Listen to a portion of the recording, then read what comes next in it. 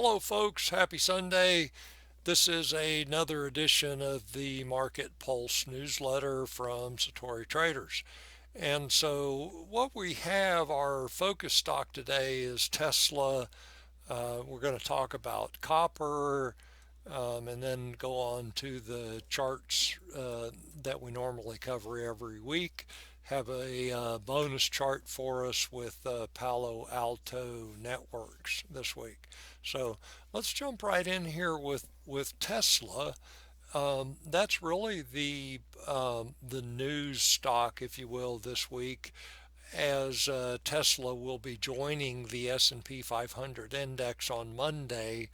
And of course, what we're seeing here is that people are pre-positioning in Tesla for that change. And what we need to keep in mind is that all of the investment vehicles that track the S&P 500 index will now be forced to buy Tesla because it's been included in the index. And so big bullish candlestick on Friday. That long lower tail is bullish. Of course, we jumped above what we would expect to be a horizontal resistance level there. Um, Large volume. You can see relative to everything else on this chart, that's a lot of volume. MACD gave us a new buy signal. Stochastics tells us that momentum and energy is high. This is a accumulation distribution indicator, and we can see that clearly this stock is under accumulation. So that's our interesting chart of the week. And of course, breakout traders can play this breakout according to their trading rules. The next chart that I find interesting this week is copper. And of course, there's a reason that copper is referred to as Dr. Copper. It's because it tends to be an excellent indicator for general economic conditions. And um, you think about copper, it's a basic commodity. Basically, our economy, our modern technological economy depends on copper, electric wire, all kinds of electronic equipment, batteries, etc. Maybe not batteries, but anyway, um, our economy depends on copper, and so we can watch it as an economic indicator. And clearly, when we look at this chart, we can see that for whatever reason, copper is moving bullishly, even impulsively higher. And so when we want to measure how impulsive a price move is, we can look at, well, how many prior price peaks did the impulsive move take out in its journey? And so what we can see in this case is that this big wide-ranging candlestick in November surpassed this prior peak from December of 17. Let me point out that we're in the monthly time frame. So, not only is this an impulsive price move, it's happening in the monthly time frame. So even more significant. So anyway, so this bullish price candlestick in November took out the prior high from December of 17, and also this prior high from that's January of 14. And so not only did we take out those two prior highs, now in December we have price moving even higher. Um, so anyway, interesting movement in copper. Typically, as I as I pointed out in the print edition of the newsletter, um, copper's going to move higher for three fundamental reasons. One could be a robust economy, and then another possibility, of course, is inflation, which is really, inflation, monetary debasement. You know, you say tomato, I say tomato. Basically, it's a weakening of the U.S. dollar. And then also in the background, we have this Green New Deal as Democrats take control of the political apparatus for the next go round, next political cycle, potentially. So interesting to watch copper do what it's doing here. So let's push on. The S&P 500 and not looking very bullish. We got MACD on a sell signal. Um, that that would be a big move, to get a 5% rally into the year end. That'd be a really big move.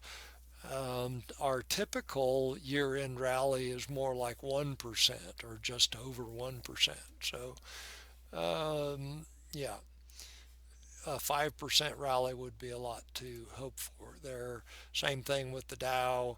Um, one of the things I noticed this week in the Dow is that, while price is bumping mostly sideways, the MACD is kind of trending downwards.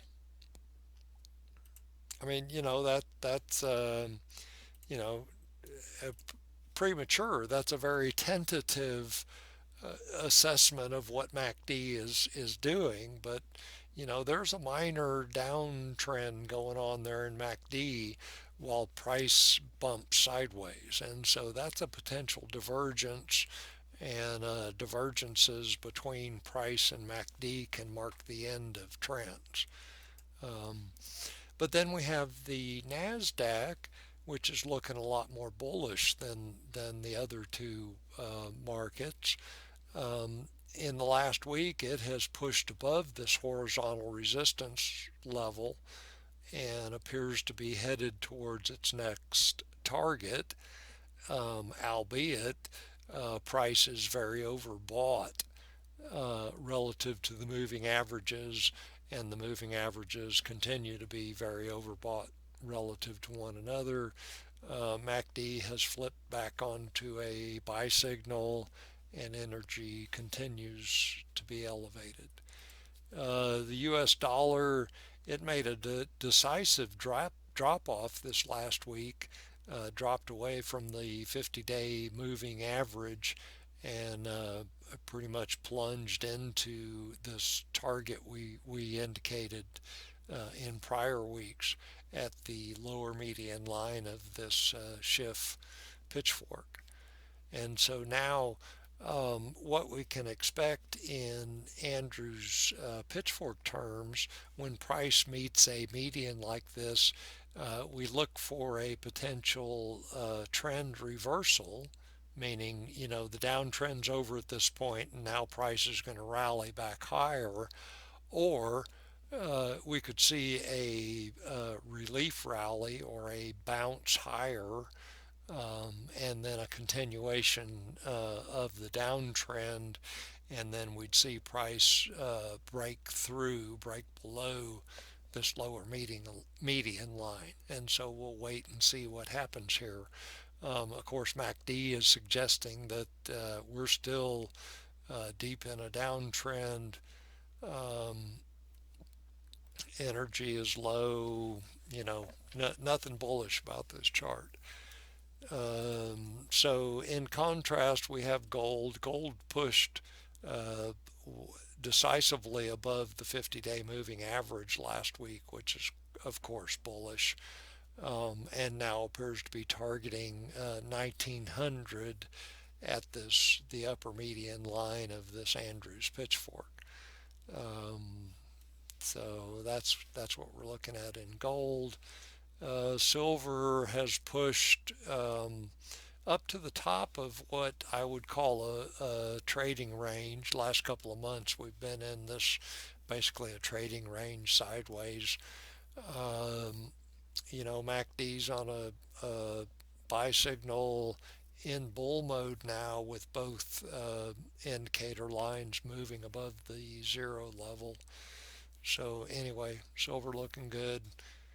Um, the mining stocks also looking good. So interesting action in the last week. So we had price come down here and close this open gap and find support and test support, and then bullishly bolt higher from that support level for a couple of days on these bullish candlesticks, and then gap higher on Thursday. This is the market open on Thursday.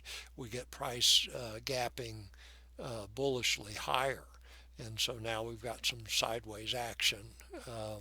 And of course, we're watching this next. This is what we believe will be the next resistance level.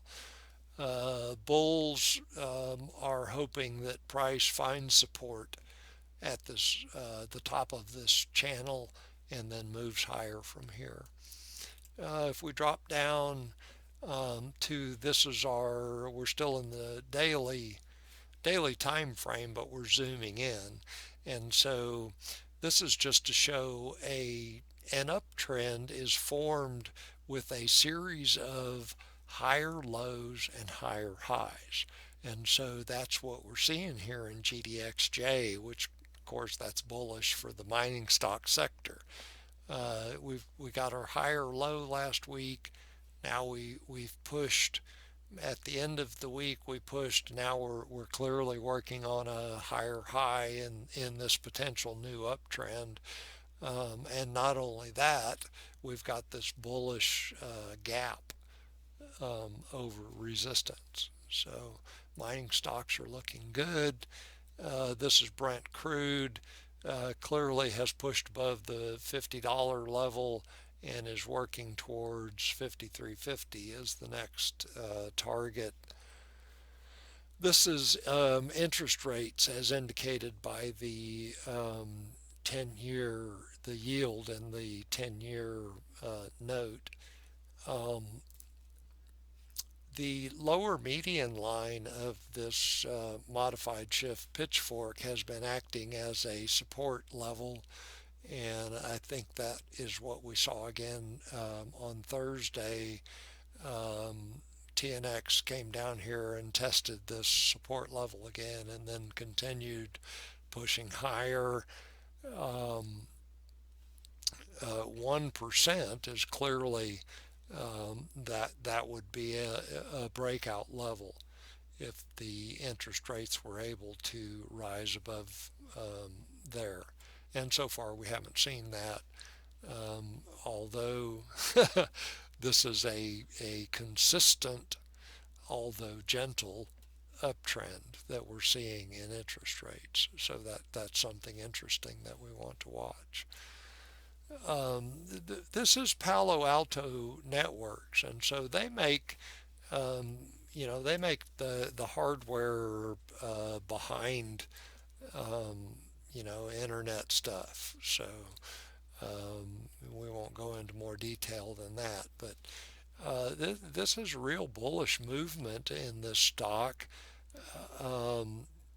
They came out with a positive earnings announcement in the middle of December, and now investors are reacting positively to those results.